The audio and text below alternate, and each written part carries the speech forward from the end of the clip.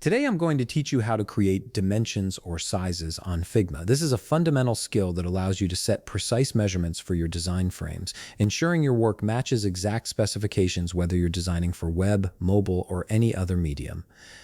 Let's walk through this process step by step. First, you'll want to open your Figma application. Once you're in, the next step is to open a file or project where you want to create these dimensions. This could be an existing project you're working on or a brand new file you've just created. The key is to have your workspace ready so you can start setting up your frames with the exact sizes you need. Now look towards the bottom of your screen and you'll find the frame icon.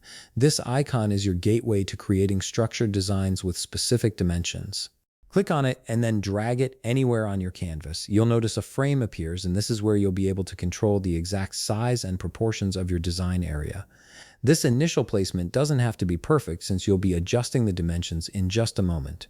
After you've created your frame, shift your attention to the right side of your screen. Here you'll find a panel with various options for customizing your frame. Look for the section labeled Dimensions. This is where the magic happens. Within this section, you'll see fields for width and height, which are the two key measurements that define the size of your frame. Now it's time to input your desired dimensions. For example, if you're creating a standard full HD design, you might want to input 1920 in the width field and 1080 in the height field. Simply click on each field and type in your numbers.